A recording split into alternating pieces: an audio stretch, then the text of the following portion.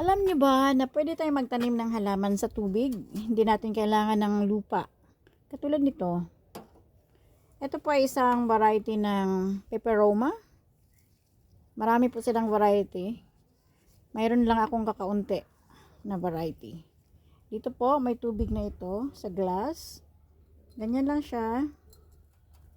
Nabubuhay na po yan dyan sa tubig. Ibang ganda. Ito naman po ay golden photos. Lalagay natin dito sa magandang bote na to. Tingnan nyo kung gaano siya kaganda, ha?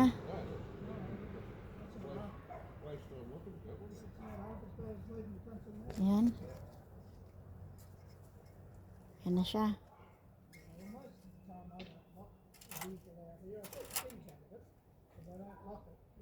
Ito naman po ay orange canna lily. Lumalaki po siya, humahaba po siya ng hanggang mga, depende, kapag healthy po, mga 2 meters high. Tapos ang bulaklak po niya ay malalaki na orange. Ito po itatanim natin dito sa maliit na baso. Since maliit yung baso na pagtataniman natin, putulin po natin yung ugat niya. Kasi tutubo naman yan. Kahaba lang yan dyan. Magiging hadlang pa yan. Lagyan natin dyan. Lagyan po natin ng mga bato.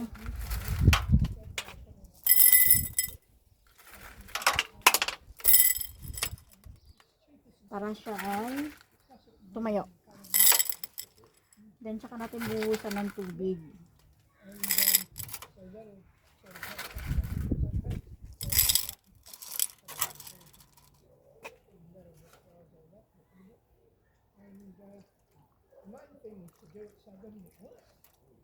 Ayan na. May plant na tayo.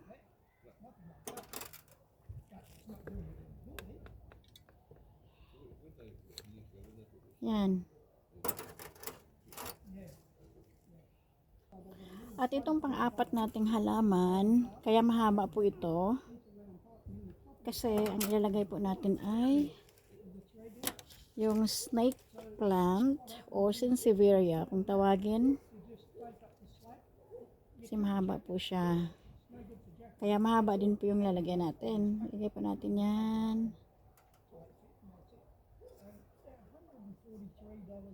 Yan siya.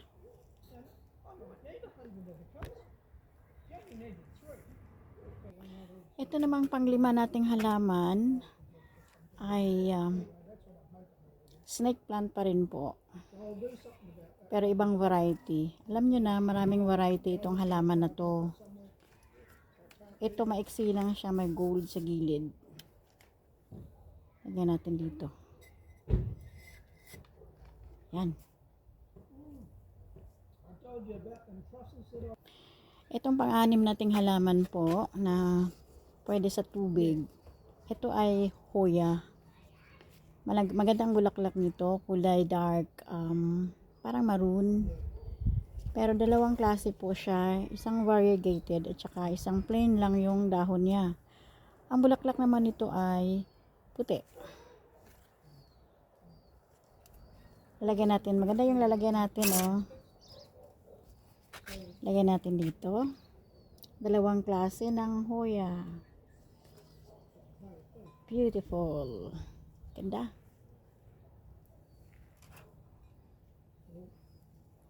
Wow.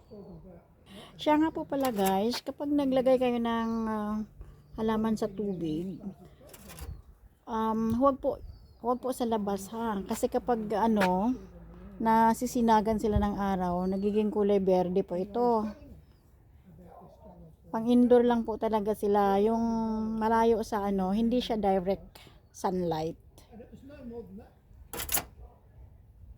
Yung pangpito po natin ay pamili din po ng photos ito. Iba lang ang dahon niya, variegated.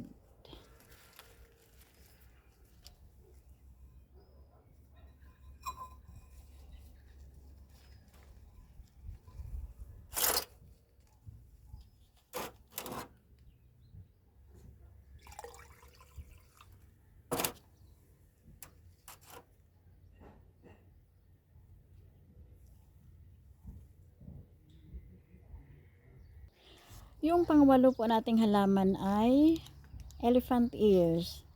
Ito pa ay lumalaki talaga, katulad niyan oh. Parang giant siya. Ayan.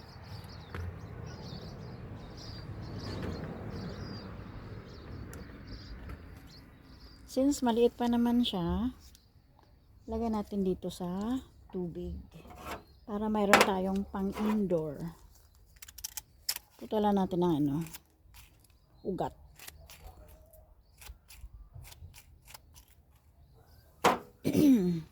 Ang secret po, para tumayo siya, kasi nag-iisa lang kasi siya eh. Para to, ayan, tingnan nyo pag walang ano, lagyan natin ng support. Lagyan natin ng mga bato-bato.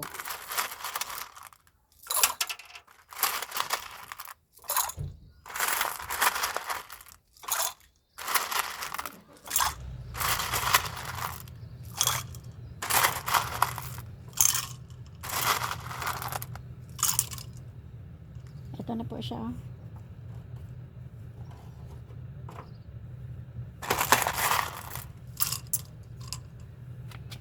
Ganda.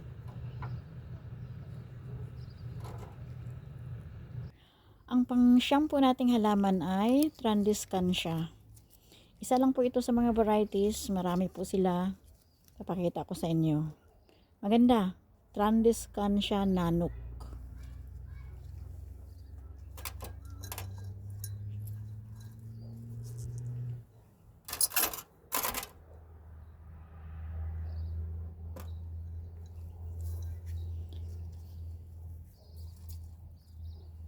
Pwede niyong damihan ng lagay. Nasa sa inyo yan para mas magandang tingnan.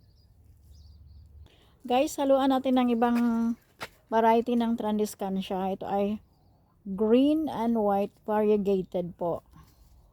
Lagyan natin dito para mas maganda. Iba-ibang variety. Kuha pa tayo ng ibang variety. Mayroon ako mga 2 pa ata. Ito po yung pangatlong variety. Plain lang po siya, yung dahon niya. Pero sa likod, purple. While itong isa, itong nauna kong linagay, maganda talaga. Puti, green, tsaka purple. Ang ganda ng pagka-purple niya kasi parang pink na purple. Yan, bali 3 varieties na po sila ha, ng Transcancia sa iisang lalagyan. Ito guys, another variety ng Transcancia. Tingnan nyo, maliliit yung dahon niya. Na purple din na naman ang likod. Then, dito po sa harapan, sa labas, bali 3 kulay po siya. Para siyang silver dito sa gitna na may pagka-green. Then, dito sa gitna, purple. Then, dito sa magkabilang gilid, purple. Kapag siya ay nainitan, naarawan, magiging purple po siya.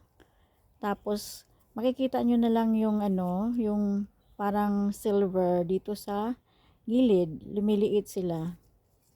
Ganda na.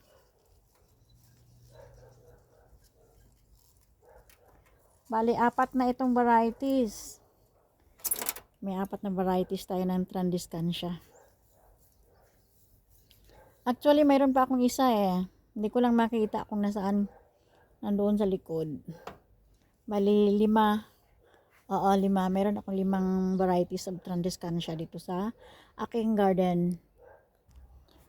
Bago ko po papakita sa inyo yung finished product natin, meron lang akong sasabihin. Ito po pala, ang tawag ano bang tawag dito? Tawag namin dito ay, ng ibang tao ay rat's ear. Hindi ko alam kung paano naging tainga ng daga ito. Anyway, ganoon ang tawag nila. Bukod po sa cuttings, yung maliit na sanga babaliin nyo, tapos yung itatanim ninyo, pwede rin pong mag-propagate kayo sa dahon. Tingnan nyo po. Yung magulang na dahon ha. Ayan na. Ayan na. Sumibol na. Then, kung gusto nyo itong itanim, ganun lang nyo sa lupa. Ito na po ang finished product po natin. Bali, actually, siyam lang sila na nakolek ko na pwede silang itanim sa tubig.